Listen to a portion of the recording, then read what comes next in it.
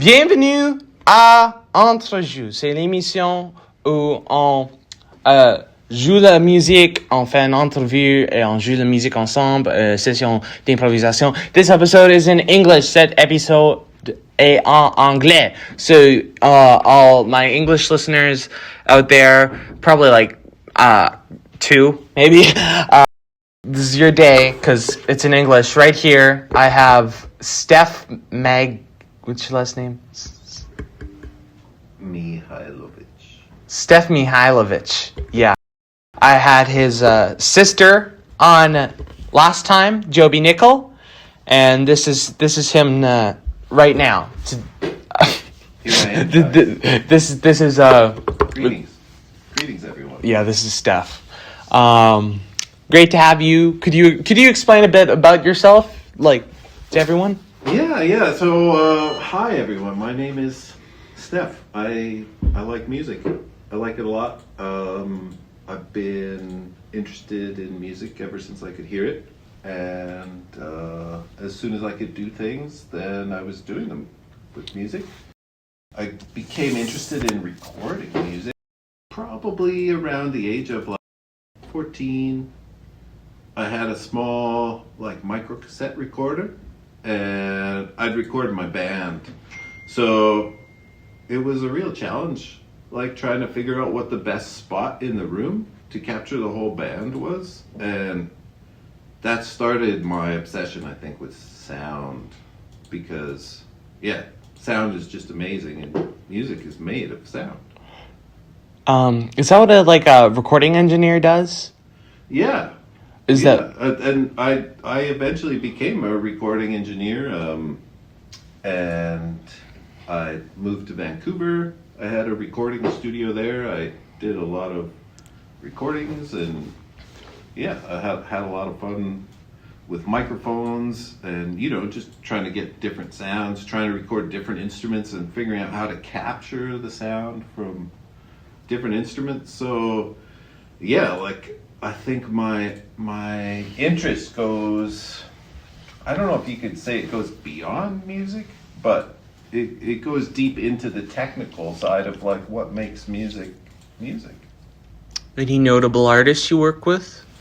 Notable artists that I've worked with?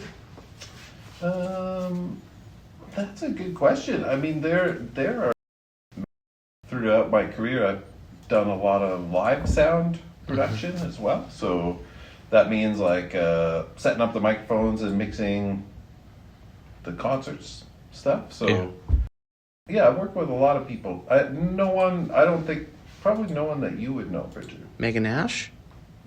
Yeah, for sure. I've worked with Megan Nash. Yeah. I worked with Joby, my sister. Yeah. I've recorded lots of albums with her. Mm-hmm. For sure. Mm-hmm. How are you? I am well. Yeah, good. So I forgot, I should have brought this up at the start for all the listeners. But there's a problem with our recording thing. So the rerun, the audio might be a little crappy, and when you get on YouTube, the audio could be pretty bad. Just so you know.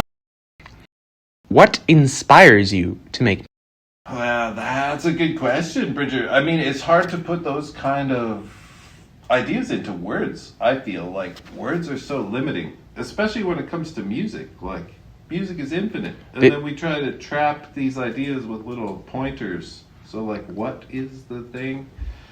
I think it's it comes from within, deep within, but perhaps even the creator themselves. What they say, it's like dancing about architecture. Yeah. Exactly. It's the sound that feelings make. So what makes my feelings? I don't know. Where do those come from? I don't know. I have them. The government makes your feelings. The government makes your feelings. They're trying.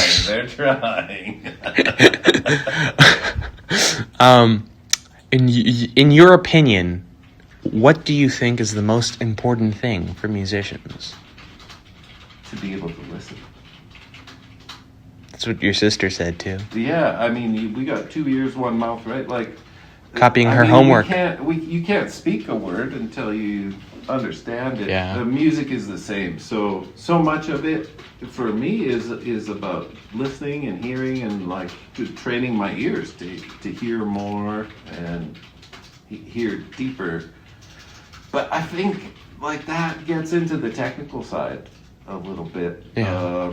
And what we were talking about earlier, like where it comes from, that's not technical at all. So I don't know if I'm trying to make a distinction there, but I think there is a distinction to be made if we'd like. Between what? Sorry, I lost my train of thought. Well, between like the creative impulses, like where things come from, and then like listening, how we interface our biomechanics, our biological sensors with the physical phenomena we call sound. Yeah.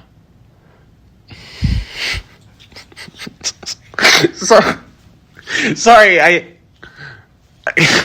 I'm a bit confused. Am I blowing your mind a little, Bridget? Maybe. I could tone it down a little. No, it's but fine. Your questions are too deep, man. They're too introspective. Let's move on to something easier. You're inspiring me, Bridget, right now. Aww, you're so sweet. What have you been listening to recently?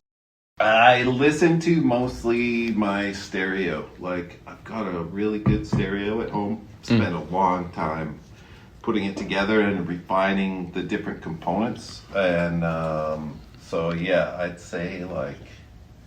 What? But that's not true. I didn't listen to my stereo yet today. Like, I haven't turned it on. So, this morning I listened to the birds and like the breeze and the crickets. I listened to some nature sounds this morning. Yeah. And for musicians, what artists have you been listening to lately? Oh, like artists? Like, yeah, musicians. Bands.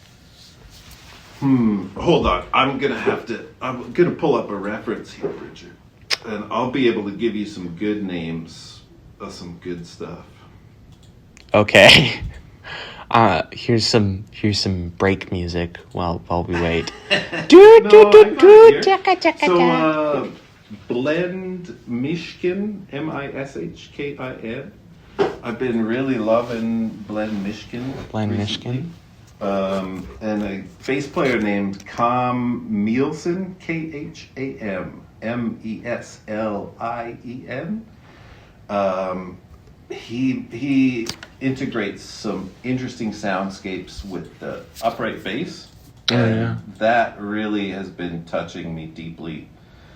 Who else can I tell you about here that's, I'm just going through a playlist that I really like. And a lot of these artists that I listen to, I mean, we're in such a new world of music. Like, I don't even know if I'm pronouncing their names properly because, I'm just reading them. And I listen to their music. So, like, I find streaming services are so great because they've expanded my horizons, far beyond what I'd ever hear on the radio. Except for the military drones. Yeah. Yeah. What do those sound like, Bridger? Yeah. I know one upright bass player, like one artist who is an upright bass player. Arthur Russell. Have you heard of that guy? No, I don't know Arthur Russell. He was like I think he pioneered dance music or something like that. Oh, cool. Oh, and you mentioned before that you wanted to ask me about something. What was it again? What did I want to ask you? Oh, I think it was something about your own music, Bridger. Like, what kind of music are you making? Well, it's hard to explain. Everyone calls it that I've talked with, calls it experimental, but I didn't really see it as that. So I guess that sort of makes me an outsider artist in a sense. Yeah, I mean, creating is funny. Like, when we make something, I like to imagine it as a bubble. Mm-hmm. And the creator can only really see that entity from inside the bubble because they've made it. Yeah. But everybody else, they see the outside of the bubble. So it's like, we have two very different perspectives on the same thing, and we can only really learn about it by talking to each other, if that makes sense. Yeah. So the music, I guess I've been making my most recent album. I had a set of rules which sort of defined music. I was inspired. I read a book by Rick Rubin which talked about an album by Money Mark. He worked with Beastie Boys, I think, but he had certain rules for an album he was making. And so for Extra Lives, my most recent album, my rules were write all the lyrics down. I didn't do that for the last album. Only like one or two electronic instruments. Okay. That was my rule. Like no more than three. I think max I had 3 per song, and the rest were non-electronic. Acoustic instruments. Not necessarily. Some of them, but as they weren't instruments that weren't on the DAW. Like I could have like a synth, but it couldn't be on the software that I had, and I didn't play them live either. This wasn't a rule, but I looped all of those instruments. Yep. That's another thing. Let's see what else. I don't know if there is anything else. I tried to make it longer, but I don't know if I. Generally, the songs had a theme of death. It's not that bleak of an album though. I'd say for my next project, and here I am again. I feel like I'm contractually obligated to do this, bringing up my next project again for on the radio, which I think Joby said something about like if you talk it too much, you might ruin the magic bit. But for my next project, I am trying to focus more on lyrics, on melody, emotion, stuff like that, which wasn't as present as I would have wanted on my other projects. And I'm performing most of the like any live instrument I have live, basically. So the drums on it are live, the guitar on it is live, the voice is all live, things that I just looped on my last record. So yeah, that's the main difference of this album, more personal lyrics too. But anyways, do you like doing jam sessions? And if so, what is your favorite part?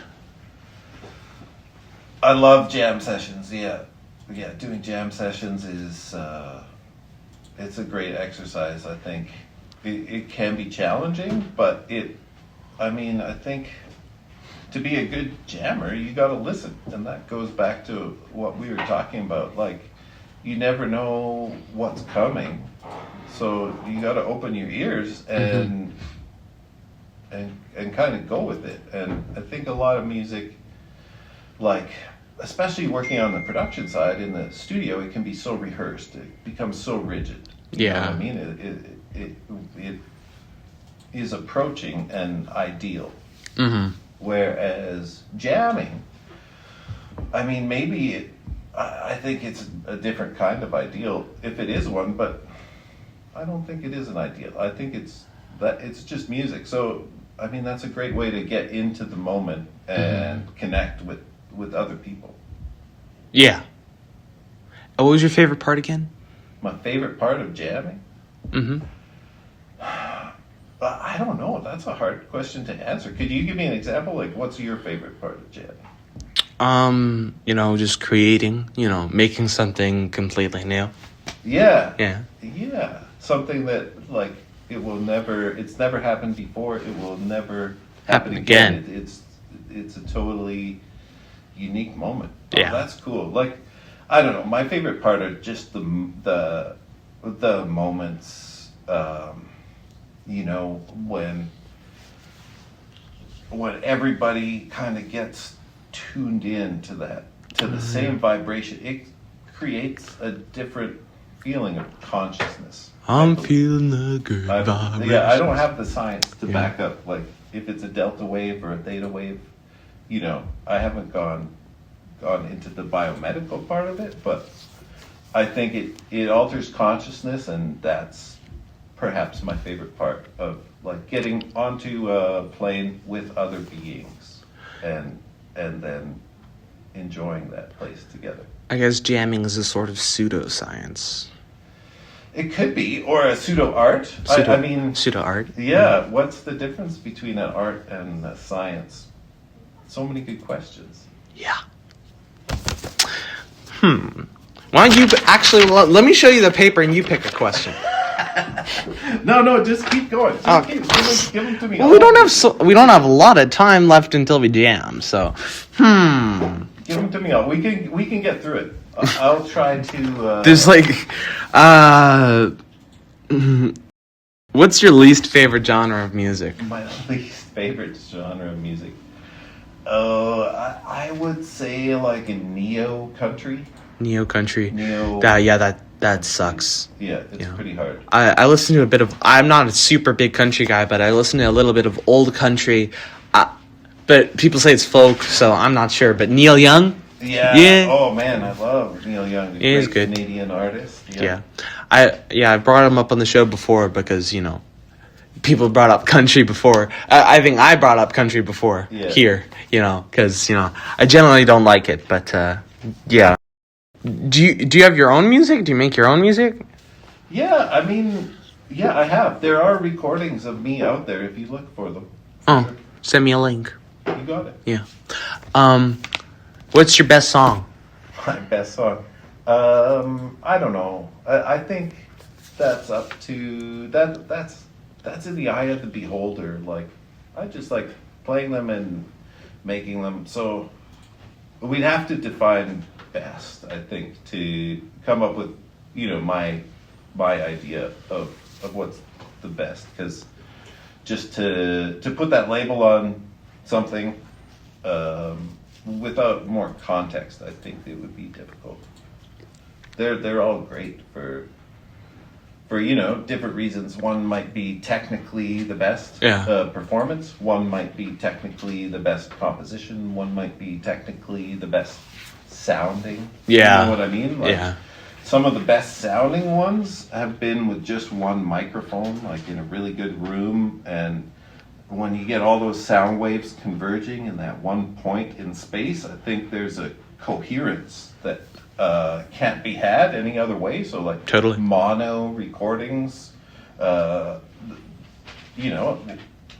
few people listen to mono anymore, but in some ways mono can be the best. So I don't know, I'm kind of dancing around your question, I guess. It's fine. So now it's time to jam. It's 11:20. Halfway. Awesome. You let me put this in the middle, so like my phone, because I don't the recording thing's not working right. So let's fingers crossed. Maybe it's different. You wanted to play your pants. Tap on your pants, right? For part of the song. Well, no, not tapping. Like, so when I play my pants, let's give the listeners some context here, Bridger. So Bridger was talking to me, we were texting back and forth about this interview, and he's like, what kind of instruments do you play, and this and that, and so I told him, and then he's like, well, you got any weird instruments? So I looked around, and I have a ton of weird percussion instruments, but they're all like up in a loft in storage. And so I thought, probably the weirdest instrument that I have is my pants, because I like to do like rhythms, and you can even get like songs coming off your pants. But it's not just tapping them. It's like, I don't know. Can we get microphone 2 going here? Yeah, sure. And we're gonna need some more volume for it. Can you hear it? It's pretty light. Is that good? Yeah, there we go. Okay, I'll turn down your other mic a little bit, because then there would be 2 mics recording you. Well, this one will just get my because I'm so close to it. Yeah, good point. So then you can't hear it because you don't have the headphones. So So it's going to be tough to jam on the pants. But anyway, there's a little demonstration maybe. Got a little bit of jam on the pants.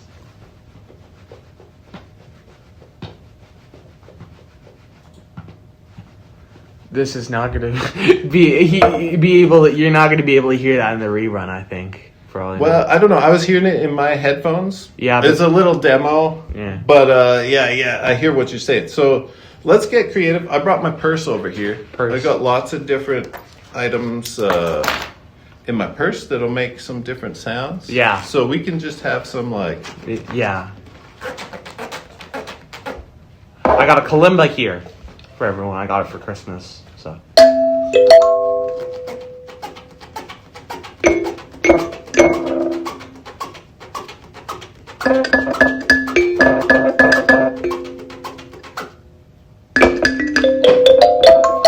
Oh, there I can hear way better without those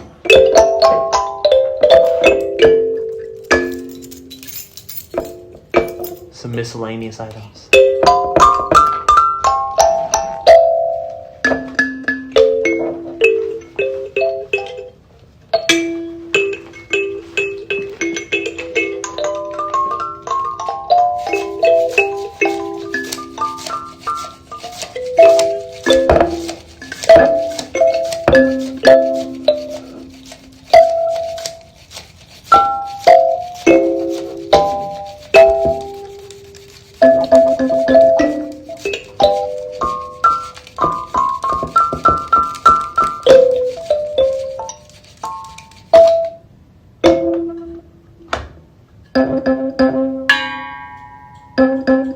Some water bottle.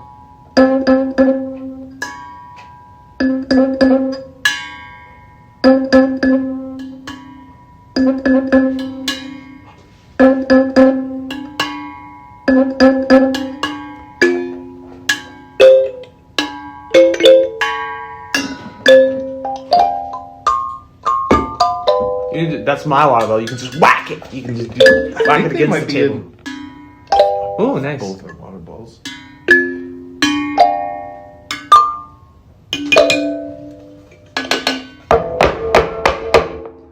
That was probably pretty loud.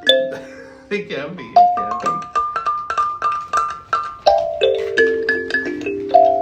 Imagine meeting your whole family.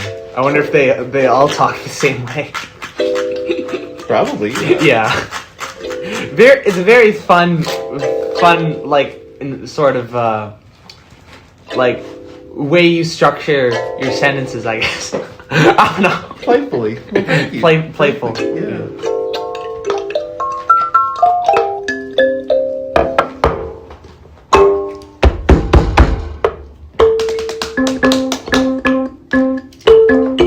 Have to be extra loud for the rerun.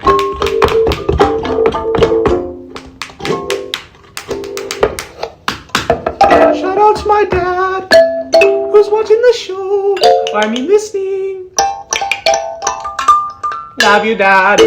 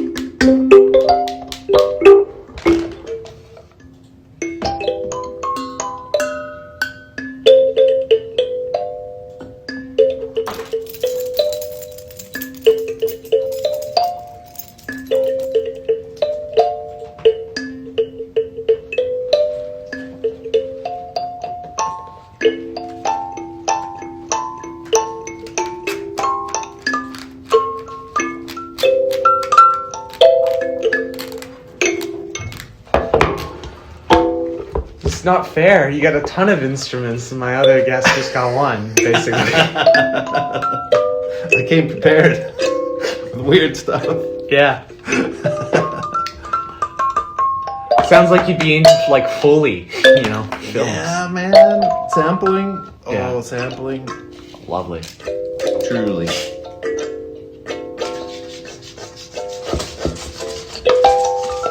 Want to try the kalimba? Yeah, I love the pianos. Pass me my water bottle. This is a really nice one. Here, you can get both of them. Oh. Can I keep it? Yeah, for sure. Oh, no, I didn't mean that. Trade. This is a good trade.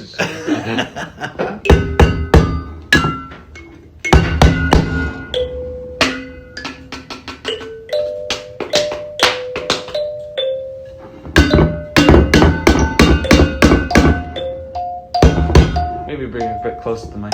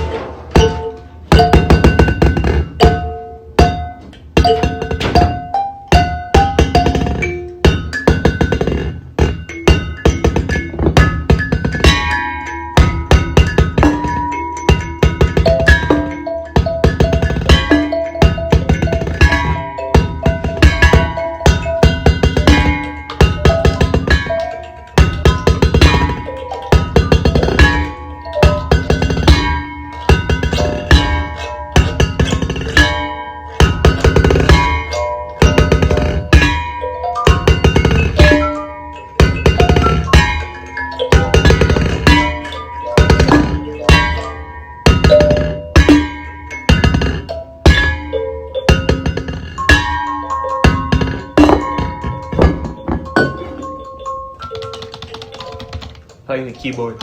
I'm a hacker.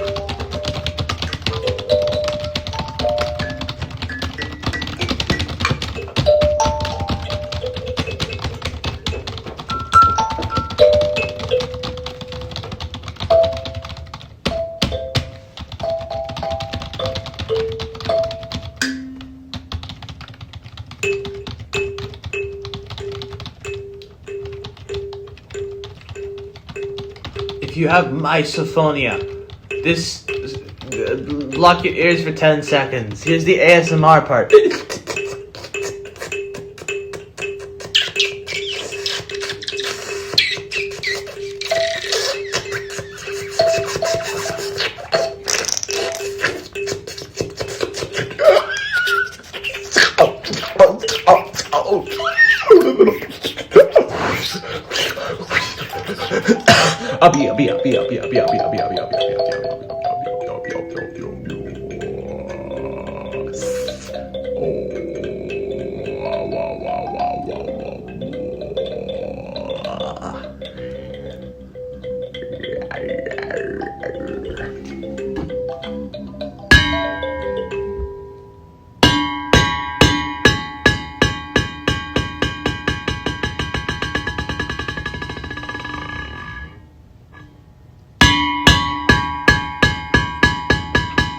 I'd call your water bottle pretty bucephalous, if you know what I mean, if you get the reference. Bucephalus? No, I don't.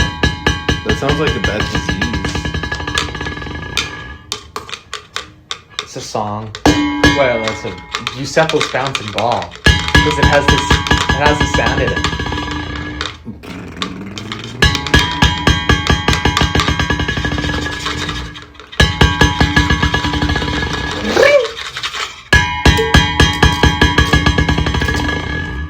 Ladies and gentlemen, he was using a ruler. Oh wait, no, electric. What's it called? Tape measure. Tape measurer to play my kalimba. Genius.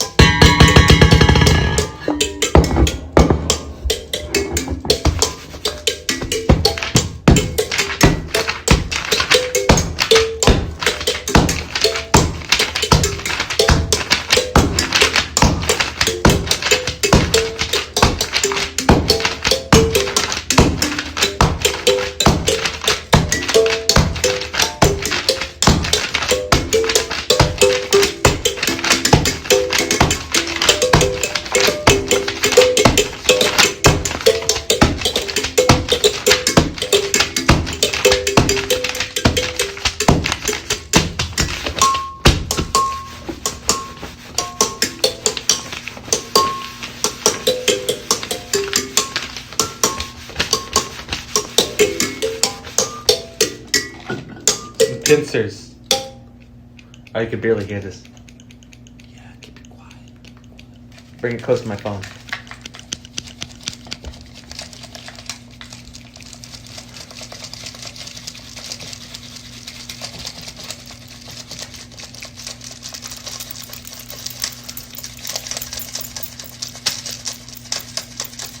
Tweeze.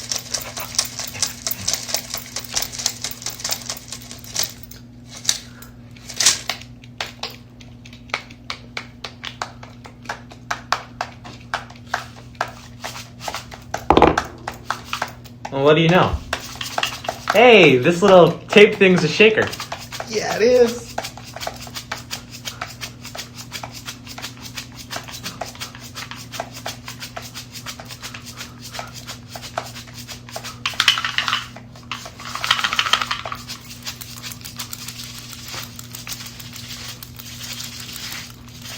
Great shaker. Yeah. So expressive.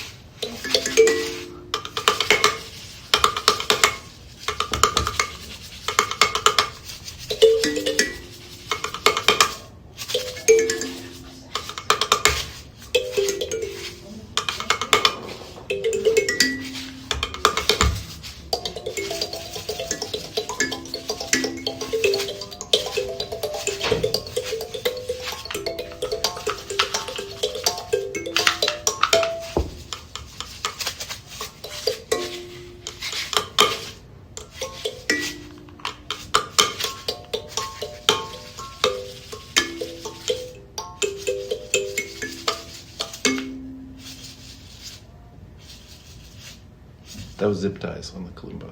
Zip ties on the kalimba. Do you want to try? Yeah, sure. It's actually kind of. You heard it here first, folks. Zip ties on the kalimba, and you can have the tape dispenser that also works as a shaker. The taper shaker. Use the water bottles too. Oh, right. This is a lot of fun, man. Yeah. I think you might have found the weirdest instrument though. Well, it's not that weird. It's basically a shaker, but it takes the form of a tape dispenser.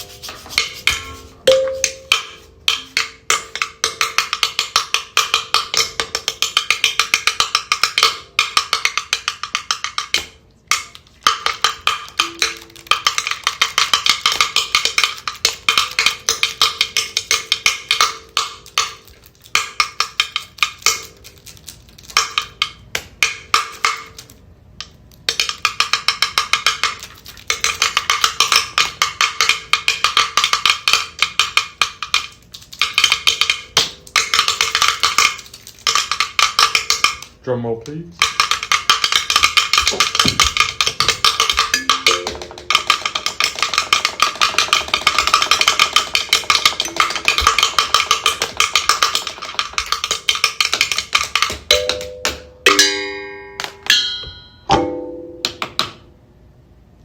Thanks so much. Really appreciate it. It was really fun to have you on. Yeah, this was great, man. Thanks for bringing up all your stuff, which will be, which will be a bit hard to clean up for you, I guess. But, here's your zip ties. All right. Here's your water bottle. Yeah, thank you. Yes. And we're back. Yeah. Lovely, lovely, lovely, lovely stuff. And it's not about making good music, though I did think it was great. But it's about, having fun, really. That's what it comes down to, right? Yeah. And like being free. So let's be free while we can, man. Yeah. So 20 minutes of music that I chose myself is up next. Yes, you got some gay guitar. You got some Bill Wirtz. If you ever heard of those artists, they're great. Anyways, goodbye. Thanks so much.